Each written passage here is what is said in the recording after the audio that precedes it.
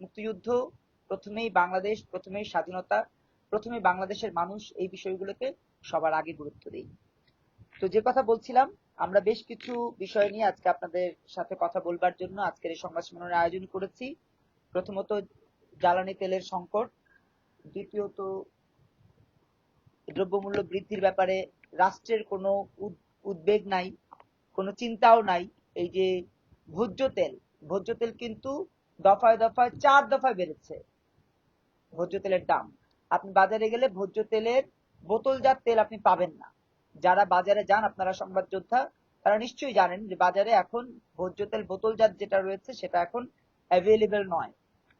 তো এমন একটা পরিস্থিতিতে সরকারের 2 মাস 3 দিন চলছে।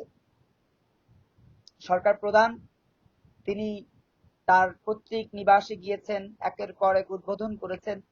উদ্বোধনে জাতির কোনো পরিবর্তন আসে না, জাতির পরিবর্তন আসে উদ্যোগ গ্রহণে। সে উদ্যোগ গ্রহণটা কি? উদ্যোগ গ্রহণটা কি শুধু ব্রিজ, কালভার্ট, রাস্তা, সরকারি স্কুল, সরকারি বিশ্ববিদ্যালয় আর সিটি কর্পোরেশন উন্নতিকরণ? প্রশ্নই ওঠে না। বগুড়ার মতো একটা পৌরসভাকে তিনি সিটি কর্পোরেশন উন্নতিকরণ করলেন, এতে করে তার বাবার এলাকার সুনাম বাড়লো। কিন্তু আক্ষরিক অর্থে কি বগুড়া একটা সিটি কর্পোরেশন হওয়ার মতো কোনো ক্যাপেবল এলাকা? প্রশ্ন আমরা করছি, কেননা আমরা প্রশ্ন করতে চাই। আমাদের প্রশ্নগুলো আমরা আপনাদের মাধ্যমে তাদের কাছে ছুড়ে দিতে চাই, যারা আই হ্যাভ এ প্ল্যান বলেছেন অথবা উই হ্যাভ এ প্ল্যান বলেছেন। যারা এত প্ল্যানের গল্প আমাদেরকে শোনালেন, 2 মাস 3 দিন অতিক্রম হতে যাচ্ছে, কিন্তু আমরা কোনো প্ল্যানের পও দেখতে পাই নাই, পিও দেখতে পাই নাই। বরঞ্চ দেখছি তিনি তার বাবাকে যখন গাদ্দার বলছে, তিনি সেটা হজম করছেন। মুক্তিযোদ্ধারা গাদ্দার প্ল্যাকার্ড উপস্থাপন করেছে জাতীয় সংসদে।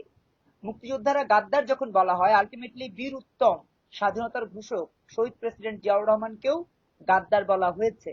এই বিষয়টি তিনি খেয়ালই করলেন না, এমন একটা ভাব নিলেন আমি দেখিনি। কিন্তু তিনি যে দেখলেন না, এতে করে যে বাবার অপমান হলো, একজন মুক্তিযোদ্ধার অপমান হলো, সামগ্রিক সকল মুক্তিযোদ্ধার অপমান হলো, 30 লক্ষ মুক্তিযোদ্ধা যারা জীবন দিয়েছেন তাদের অপমান হলো, 2 লক্ষ মা বোন যারা সম্ভ্রম দিয়েছেন তাদের অপমান হলো, এই বিষয়গুলো খেয়ালই করলেন না। 2 মাস 3 দিনে আমরা পেলাম শহীদ প্রেসিডেন্ট জিয়াউর রহমানকে গাদ্দার বলবার উদ্ধত্তপূর্ণ একটা সংসদ, যেই সংসদের প্রধান হচ্ছেন তারেক রহমান। এমন একটা সংসদ পেলাম যে সংসদে রুমিন ফারহানা ব্যতীত একটা সংসদ সদস্য চালের দাম, ডালের দাম, তেলের দাম, দ্রব্যমূল্য বৃদ্ধির ব্যাপারে কোনো রকমের কোনো কথা বললেন না। এমন একটা সংসদ পেলাম যেখানে জ্বালানি সংকট সমাধানের ব্যাপারে কোনো পরিকল্পিত পদক্ষেপ একটা সংসদ সদস্য উপস্থাপন করেননি, করতে পারেননি। এমন একটা সংসদ আমরা পেলাম ত্রয়োদশ জাতীয় সংসদ নির্বাচনের মধ্য দিয়ে। সেই নির্বাচন সুবে সাদিকের নির্বাচন হোক, আর ডিসি ইকবালের নির্বাচন হোক, আর জারি নির্বাচন হোক, একটা নির্বাচন তো হয়েছে। সেই নির্বাচনের পরে আমরা দেখলাম একটা সংসদ সদস্য আমার ভাসমান প্রায় 17 লক্ষ ভাসমান মানুষের জন্য ন্যূনতম চিন্তাটা করলেন না। ইভেন এই যে ঢাকা শহরে 4.5 লক্ষ ভাসমান নিরন্ন ছিন্নমূল মানুষ রয়েছে, তাদের ব্যাপারেও তাদের কোনো বক্তব্য এখন এই যে 15তম দিন অতিক্রম হতে যাচ্ছে তারা উচ্চারণ করেননি। এমত অবস্থায় নতুন ধারা বাংলাদেশ এনডিবি বাংলাদেশের মানুষের রাজনীতি করবার যেই চিন্তা, সেই চিন্তা থেকে আজকের এই সংবাদ সম্মেলনের আয়োজন করেছে। আমরা মনে করি প্রতিটা স্টেজে কথা বলবার মধ্য দিয়ে সরকারকে ধরিয়ে দেওয়া উচিত, সরকারের সংশ্লিষ্টদেরকে ধরিয়ে দেওয়া উচিত, দেখিয়ে দেওয়া উচিত যে আপনি ভুল কোথায় করছেন। আপনারা দেখেছেন না, এনসিপি বলেছিল আমরা ছায়া সরকার গঠন করব, অমুক করব, তমুক করব, তারপরে আটি বেঁধে সেই আটি আমরা হাসনাত আব্দুল্লাহর বাসায় পৌঁছে দিব, অথবা আবু সাইদের বাসায় পৌঁছে দিব, অথবা মুগ্ধের বাসায় পৌঁছে দিব। কই, আমরা তো কোনো আটি বান্ধা দেখলাম না। ছায়া সরকারের কোনো আটি বান্ধা কিন্তু আমরা দেখি নাই। আমরা বরঞ্চ দেখলাম ছায়া সরকারের নামে ছায়া প্রতারণা। সেই ছায়া প্রতারণা কোথায় গিয়ে উষ্টি গেল? পহেলা বৈশাখ উদযাপনে, যেখানে সার্কাসের জোকারের চশমা পরে সার্জিস হাসলেন ছাগলের মতো হাসি। আর সেই হাসি যখন দিচ্ছিলেন, তখন বাংলাদেশেরই প্রত্যন্ত অঞ্চলে সার নিয়ে কান্নাকাটি, ফসলের ন্যায্য মূল্য পাওয়া নিয়ে কৃষকের কান্নাকাটি, শ্রমিকের শ্রমমূল্য নিয়ে কান্নাকাটি সারা দেশে চলছিল। তখন আমরা দেখলাম কান্নাকাটি এবং আহাজারি সবকিছুকে ছাপিয়ে জামাত ইসলামের বৈশাখী র্যালি, খেলাফত মজলিসের বৈশাখী র্যালি, ইনকলাব মঞ্চের বৈশাখী র্যালি, অথচ বাংলাদেশের প্রত্যন্ত অঞ্চলে সেই মানুষটা কাঁদছেন, যে মানুষটা তেলের অভাবে তার নৌযানটা নিয়ে মাঝ নদীতে গিয়ে, মাঝ সমুদ্রে গিয়ে জাল ফেলতে না পারার অপারগতায় ব্যথিত হচ্ছেন। অর্থাৎ জেলে সম্প্রদায় যারা, তারাও কিন্তু এই জ্বালানি তেলের সংকটের কারণে যথাযথভাবে তার পেশাগত দায়িত্ব পালন করছেন না, যে কারণে তার পরিবারে অর্থনৈতিক কষ্ট নেমে এসেছে।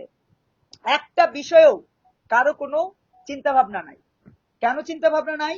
কারণ এই যে এনসিপি দেখছেন, এই যে এবি পার্টি দেখছেন, এই যে জামাত ইসলাম দেখছেন, এই যে খেলাফত মজলিস দেখছেন, এই যে শাসনতন্ত্র আন্দোলন দেখছেন, একটা দলও বাংলাদেশকে ওন করে না, বাংলাদেশের মানুষকে ওন করে না। তাদের হৃদয়ে এখনো পাকিস্তান, তাদের হৃদয়ে এখনো পাকিস্তান। তারা বাংলাদেশের মানুষের সাথে প্রতিশোধ নিতে চান, যে কেন আমরা তাদেরকে যুদ্ধাপরাধী বলেছি 55 বছর ধরে, কেন আমরা তাদেরকে রাজাকার বলেছি 55 বছর ধরে। এই প্রতিশোধ নেওয়ার প্রত্যয়ে তারা মাঠ পর্যায়ে পর্যন্ত আমাদেরকে বিভিন্নভাবে বেকায়দা ফেলবার জন্য অর্থনৈতিক টানাপোড়েন তৈরি করছেন। আর তাদের সেই অর্থনৈতিক টানাপোড়েন তৈরির প্রক্রিয়ায় আজকে জ্বালানি তেলের এই কৃত্রিম সংকট আমরা দেখতে পাচ্ছি চারপাশে, সারা দেশে। কারণ জ্বালানি তেলের সংকট হলেই তো আমরা কাঁদবো, আর আমরা কাঁদলেই জামাত ইসলাম যুদ্ধাপরাধীদের সেই সমর্থকেরা যুদ্ধাপরাধীরা হাসবে অট্ট হাসি, যে হাসি তারা 71 হেসেছিলেন আমাদের মায়ের বোনের সম্ভ্রম কাটতে কাটতে, আমাদের ভাইদের বাবার চাচাদের জীবন নিতে নিতে যারা তারা যে হাসিটা হেসেছিলেন, সে হাসিটা তারা এখন হাসতে চান আমাদেরকে সংকটের মধ্যে রেখে। যে কারণে দেখবেন যে তাদের নিয়ন্ত্রিত সরকার ইউনূস, তাদের নিয়ন্ত্রিত ইউনূস সরকার আমাদেরকে কিন্তু গত 18 মাস ধরে অর্থনৈতিক ক্রাইসিসের মধ্যে রেখেছে, ভাই ভাই হানাহানির মধ্যে রেখেছে, দ্বন্দ্ব সংঘাতের মধ্যে রেখেছে, মবের মধ্যে রেখেছে। এবং এত কিছুর পরেও তিনি দেদারসে হাসছেন।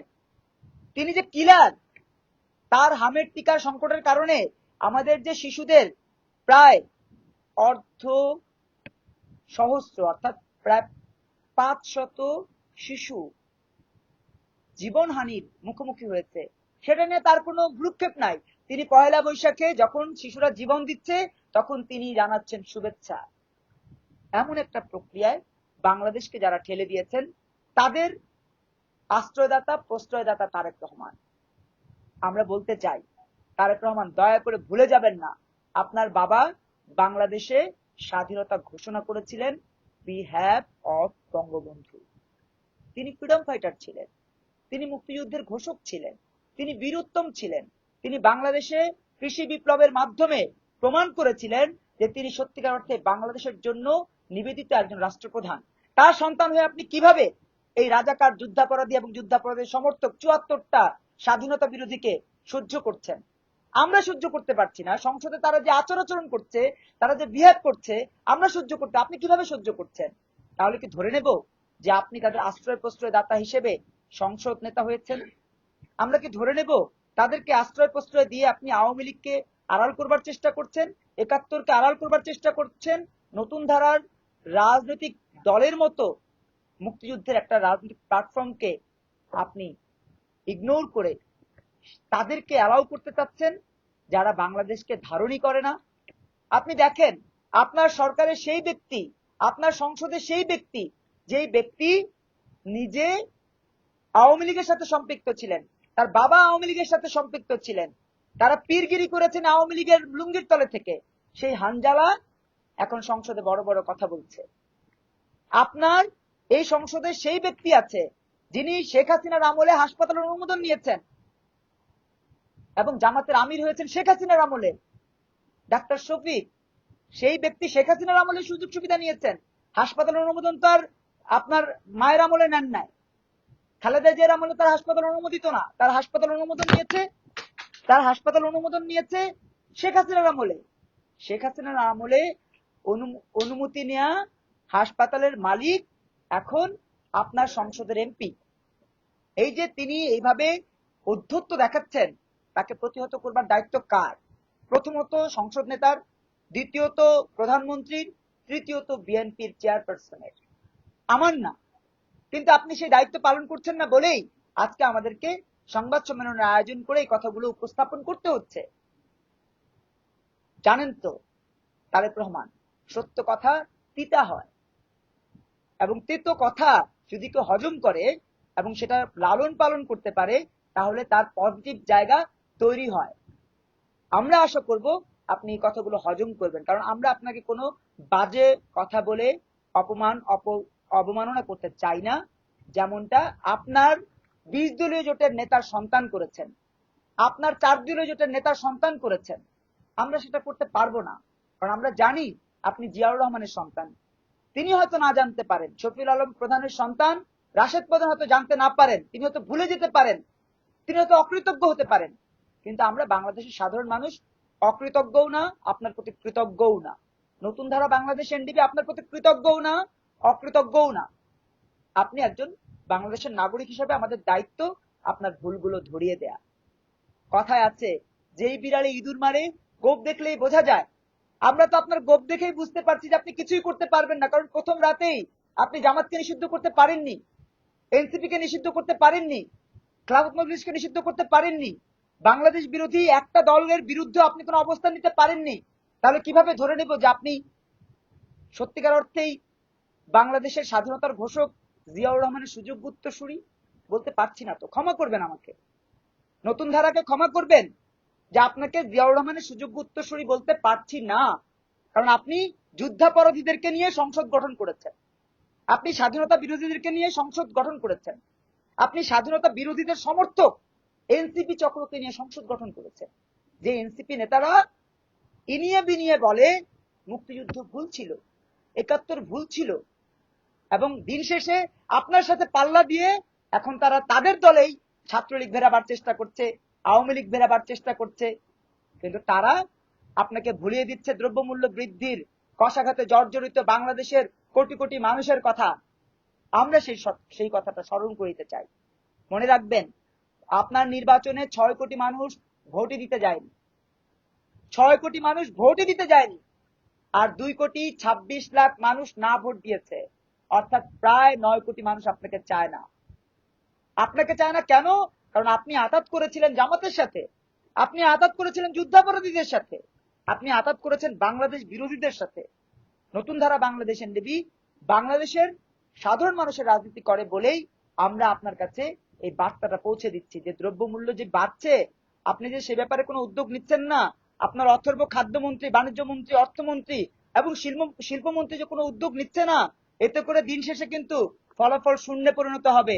আপনি যত প্ল্যানের গল্প আমাদেরকে শুনিয়েছেন, সকল প্ল্যান বগুড়ার সেই ড্রেনে চলে যেতে পারে, যে ড্রেনটা আপনি উদ্বোধন করে এসেছেন। নতুন প্রজন্মের পক্ষ থেকে, নতুন ধারার পক্ষ থেকে স্পষ্ট আহ্বান, তারেক রহমান দয়া করে জাতির সাথে প্রতারণা করবেন না।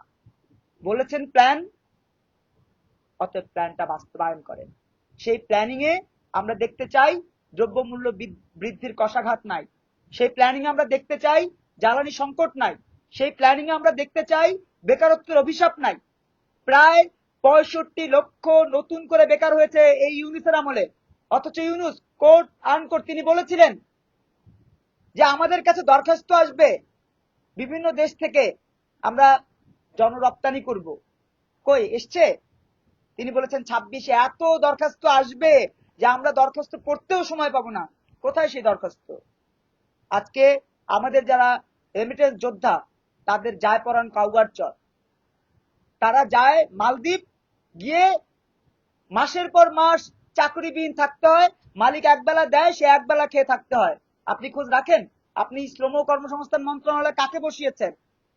যে লোকটা বানান করে আপনার সংসদে নিজের প্রস্তাবনাটা পড়তে পারে না, নিজেকে ভিপি দাবি করে, শেখ হাসিনাকে মা ডেকেছে, সেই লোকটা আপনার সংসদের এমপি হয়েছে, আপনার মন্ত্রণালয়ের মন্ত্রী হয়েছে।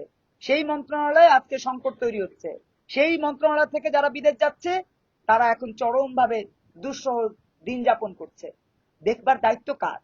মমিন মেহেদী, নতুন ধারা, নাকি আপনার? আপনাকেই দেখতে হবে। আপনি যেহেতু এত বড় ডায়লগ দিয়েছেন, আপনার কাছে প্ল্যান আছে, অতএব আপনি সবকিছু করবেন, দায়িত্ব আপনার। আপনি তো সেই দায়িত্ব পালন করছেন না, যে কারণে আজকে মমিন মেহেদীকে কথা বলতে হচ্ছে, শান্তা ফারজানাকে কথা বলতে হচ্ছে, বিমল সাহাকে কথা বলতে হচ্ছে, মনির জামানকে কথা বলতে হচ্ছে, কাজী মুন্নি আলমকে কথা বলতে হচ্ছে। কারণ আমরা কথা না বললে আপনার চোখে যে কাঠের চশমা আপনি পরেছেন সেটা তো সরবে না। কাঠের চশমা পরে প্রধানমন্ত্রিত্ব করা যায় না। কাঠের চশমা পরে জিয়াউর রহমানের সুযোগ্য উত্তরসূরি হওয়া যায় না। কাঠের চশমা পরে বীরুত্তমের উত্তরসূরি হওয়া যায় না। কাঠের চশমা পরে মুক্তিযোদ্ধার সন্তান হিসেবে নিজেকে প্রতিষ্ঠিত করা যায় না। এই বিষয়গুলো মাথায় রেখেই আপনাকে আগামী দিনগুলো বাস্তবায়ন করতে হবে, আগামী দিনগুলো চিহ্নিত করতে হবে যে কোন দিনে আপনি কি করবেন। শুধু সকাল 7টায় প্রধানমন্ত্রীর কার্যালয়ে গেলেই কিন্তু মহাভারত অশুদ্ধ হয়ে যাবে, কারণ আপনি ওই মহাভারত শুদ্ধ করবার জন্য যে প্রক্রিয়া, সেই প্রক্রিয়া হাঁটছেন না। সকাল 7টায় তো গিয়ে আপনি আপনার মাহাদি আমিনের সাথে কথা বলেন, আপনার ডাক্তার জাহিদের সাথে কথা বলেন, আপনি আপনার এমপিদের সাথে কথা বলেন, আপনি আপনার মন্ত্রীদের সাথে কথা বলেন, কিন্তু আপনি কি কোনো কৃষকের সাথে কথা বলেন? যে কৃষক ঢাকায় যার পটল বিক্রি হয় 80 টাকা, সেই কৃষক মূল্য পায় মাত্র 10 টাকা, 12 টাকা, সর্বোচ্চ 15 টাকা, তাই সেই কৃষকের সাথে আপনি কথা বলেন? বলেন না তো। যেই শ্রমিক তার দিন মজুরি 400 টাকা, অথচ ওই শ্রমিকের পরিবহন মালিক যিনি, সেই মালিক বছরে 10টা 15টা গাড়ি নামান রাস্তায়, আপনাকে ডোনেশন দেন, আপনার দলকে ডোনেশন দেন, আপনার দলের নেতাদেরকে ডোনেশন দেন। খবর রাখেন সেই শ্রমিকের? শ্রমিকের সাথে কথা বলেন? বলেন না তো। তাহলে বাস্তবতা কি দাঁড়াচ্ছে? আমরা পেয়েছি একটা ফাঁপা বেলুন, দেখতে অনেক বড়, কিন্তু সুই ফোটানোর আগেই সে ফাটাস। সুই ফোটানোর আগেই সে সরকার ফাটাস। আপনি তো এমন একটা সরকার গঠন করেছেন যে সরকারের জ্বালানি মন্ত্রী কনসার্টে খালেদা জিয়ার আমলে প্রতিমন্ত্রী যখন ছিলেন দৌড়ানি খেয়েছিলেন। আমার আন্দোলনকারী ভাইদেরকে 20 জন আন্দোলনকারী ভাইকে পুলিশের গুলিতে জীবন দিতে হয়েছে তার আমলে। তিনি যখন প্রতিমন্ত্রী ছিলেন তখন, তিনি এখন জ্বালানি মন্ত্রী হয়েছেন, তার প্রমোশন হয়েছে। আমি অবাক হয়ে যাই, যার আমলে 20 জন মানুষকে জীবন দিতে হয়েছে বিদ্যুতের দাবির কারণে, সেই ব্যক্তি এখন ফুল মন্ত্রী হয়ে গেল। আপনি একবার ভাবলেনও না যে টুকুর মতো এইরকম একটা মানুষকে আপনি কিভাবে এই মন্ত্রণালয়ের মন্ত্রী দেন? তার ফলাফল স্বরূপ আমরা এখন জ্বালানি তেলের সংকটে ভুগছি, বিদ্যুতের সংকটে ভুগছি। এই পরিস্থিতিকে উত্তরণ চাই। কথা বলবেন শান্তা ফারজানা? আমরা আপনাদের সাথে প্রারম্ভিক কিছু আলোচনা করে নিলাম, যাতে করে আপনাদের মধ্যে এই চিন্তাটা থাকে যে নতুন ধারা বাংলাদেশ এনডিবি অন্য কোনো পলিটিক্যাল পার্টির লিডারের মতো নয়, অন্য কোনো পলিটিক্যাল পার্টির মতো নয় যারা নিজেরা ভাইরাল হয়ে বিভিন্ন পণ্য বেচেন। গ্রীষ্মের পণ্য বিক্রির রাজনীতি আমরা করি না, অথবা কারো পোশাক বিক্রির রাজনীতি আমরা করি না। হ্যাঁ, এই বিষয়গুলো আপনাদের কাছে সিরিয়াসলি আমরা উপস্থাপন করব। সেই সাথে বলে দেই, বাংলাদেশের স্বাধীনতা, স্বাধিকার, সার্বভৌমত্বের বিরুদ্ধে যারা, তাদেরকে আমরা কোনোভাবেই টলারেট করব না। তাদের বিরুদ্ধে যুদ্ধ চলবে। সেটা একজন মমিন মেহেদী থাকলেও, একজন শান্তা ফারজানা থাকলেও, একজন মনির জামান থাকলেও, একজন কাজী মুন্নি আলম থাকলেও সে যুদ্ধটা চলবেই। আপনারা তো জানেন, বীরশ্রেষ্ঠ হামিদুর তিনি একা ছিলেন যখন তার উপরে পাক বাহিনী হামলা করছিল। তিনি একা ছিলেন, কিন্তু তিনি বুঝতেই দেননি যে তিনি একা। লড়ে গেছেন, বিভিন্ন ভাবে তিনি গুলি করছিলেন। পাক শত্রুরা ভেবেছিল যে হামিদুরের সাথে মনে অনেক লোক, তারা ভয় পেয়ে গিয়েছিল। সেই সুযোগটা কাজে লাগিয়ে হামিদুর কিন্তু সেইখানে বিজয় অর্জন করেছিলেন। নতুন ধারা বাংলাদেশ এনডিবি দেখতে একজন, দেখতে দুজন, দেখতে 100 জন, দেখতে 200 জন হলেও বাংলাদেশের প্রতিটা মানুষকে, যারা দেশকে ভালোবাসেন, সবাইকে আমরা মনে করি বাংলাদেশের রাজনীতির জন্য নতুন ধারার সমর্থক হিসেবে তারা কাজ করছেন। কোনো না কোনো ভাবে আমরা যদি তাদের কাছে এই বার্তাটা পৌঁছে দিতে পারি যে আমরা কিন্তু আপনার দ্রব্যমূল্য বৃদ্ধির প্রতিবাদে কথা বলি, আমরা কিন্তু আপনার গ্যাসের সংকট সমাধানের কথা বলি, আমরা কিন্তু আপনার জ্বালানি তেল সংকটের কথা বলি, আমরা কিন্তু আপনার বিদ্যুৎ সংকটের বিরুদ্ধে কথা বলি, আমরা কিন্তু আপনার মাটি ও মানুষের মুক্তির কথা বলি, আমরা কিন্তু আপনার অর্থনৈতিক মুক্তির কথা বলি, আমরা কিন্তু প্রতিটা বিষয়ে কথা বলি, যে কথাগুলো নিবন্ধিত 63 দল কথা বলে না। কথাগুলো বলা উচিত তো নিবন্ধিত 63টা দলের, একটা দলও বলেন। এই যে দেখবেন আপনাদের মনে আছে হয়তো এবি পার্টি যখন নতুন গঠন করেছে তারা প্রতিদিন সংবাদ সম্মেলন করতো কি নিয়ে, আজকে দলের এটা করেছি, কালকে দলের ওইটা করেছি, কালকে আমরা যুগপৎ আন্দোলন করেছি, পরশু আমরা তমক করেছি। কোনোদিন এবি পার্টির ইতিহাসে দ্রব্যমূল্য বৃদ্ধির ব্যাপারে, জনগণের ব্যাপারে কোনো বক্তব্য ছিল না, কোনো সংবাদ সম্মেলন ছিল না, আজও নাই। এই যে আজ 19 মাস চলছে 5ই আগস্টের প্রতারণার দিনের পর থেকে এখন পর্যন্ত এবি পার্টি আজ পর্যন্ত একটা জনগণের পক্ষে বক্তব্য নাই। মুজিবুর রহমান মঞ্জুর নাই, ওই যে ফুয়াদ সাহেবের নাই, বা অন্য যারা তাদের কারো নাই। ইভেন এনসিপির কোনো বক্তব্য দেখেছেন? আপনারা তো যান এনসিপির কার্যালয়, দেখেন তারা কি বলে। জুলাই সনদ, 36 জুলাই, আমার আবু সাইদ, আমার মুগ্ধ, আমার ফাউন্ডেশন, আমার টাকা দাও, আমি বাড়ি করুম, আমি গাড়ি, এগুলা। আপনার আমার কোনো কথা নাই। একদিন একটা সংবাদ যোদ্ধার পক্ষে কোনো কথা বলেছে? আমরা তো বলেছি যে আপনারা যারা সংবাদ যোদ্ধা হিসেবে কাজ করেন, প্রতিটা চ্যানেলকে বহির্বিশ্বে দেখেন, প্রতিটা ইউটিউব চ্যানেলকে রাষ্ট্র বিভিন্নভাবে সহযোগিতা করে, রাষ্ট্র প্রণোদনা দেয়, প্রমাণ দেখেন, ভুরি ভুরি প্রমাণ আছে। আপনি কানাডা যান, ইউটিউব চ্যানেলকে প্রণোদনা দেয় সরকার। কেন প্রণোদনা দেয়? কারণ অবাধ সুষ্ঠু সংবাদ প্রবাহ নির্মাণের জন্য এই ইউটিউব চ্যানেলগুলো যারা চালান তাদের গুরুত্ব অপরিসীম। আজকে যারা আপনারা কাজ করছেন তারা দেখেন কি পরিমাণ পরিশ্রম করেন, অথচ আপনাদের ব্যাপারে সরকারের কোনো কথা নাই। এনসিপি আপনাদের মাধ্যমে যারা উপদেষ্টা হলো, আপনাদের মাধ্যমে যে জুলাই বাস্তবায়ন হলো, সেই জুলাই পরে যারা সুবিধা পেয়েছে, আপনাদের ব্যাপারে তাদের কোনো সে ছিল? আমি আজকে চ্যালেঞ্জ করছি, এই 19 মাস একটা বক্তব্য আপনাদের পক্ষে তারা দেন। 19 মাস বললাম, একটা সাংবাদিকের পক্ষে এনসিপির কোন নেতার কোনো বক্তব্য আমাকে দেখাতে পারবেন না কেউ। কারণ তারা রাজনীতিটাই করেছে আপনাদের কাঁধের উপরে বন্দুক রেখে, গুলি করে, আপনাদের কাঁধের উপরে বন্দুক রেখে সুবিধা হাসিল করে। এমন পরিস্থিতিতে আমরা বলতে চাই, গণমানুষের কল্যাণের জন্য সংবাদ যোদ্ধা বলেন, পুলিশ প্রশাসন বলেন, কৃষক বলেন, শ্রমিক বলেন, বেকার বলেন, সকল মানুষের জন্য একটা সমৃদ্ধ দেশ গড়ার প্রত্যয় নিয়ে এগিয়ে যেতে হবে সরকারকে। আরেকটা বিষয় শেষ করে দিচ্ছি, সেটা হচ্ছে ফ্যামিলি কার্ড। ফ্যামিলি কার্ড কিন্তু বৈষম্য, এটা একটা স্পেশাল করে একটা কথা বলে দিচ্ছি, এটা মনে রাখবেন আপনারা দয়া করে। এটা এরপরে যদি আপনাদের প্রশ্ন থাকে আমি সেই প্রশ্নের উত্তর দিব। ফ্যামিলি কার্ড একটা বৈষম্য দূর হবে যদি চালের দামটা 40 টাকা করে দেওয়া হয়, সবার জন্য 40 টাকা, সবার জন্য, কৃষকের জন্য, শ্রমিকের জন্য, মজুরের জন্য, বড় লোকের জন্য, গরিবের জন্য, সবার জন্য চালের দাম 40 টাকা। এটা যদি করতে পারে তাহলে বুঝবো যে না, বৈষম্য দূর করবার জন্য একটা পদক্ষেপ নিয়েছে।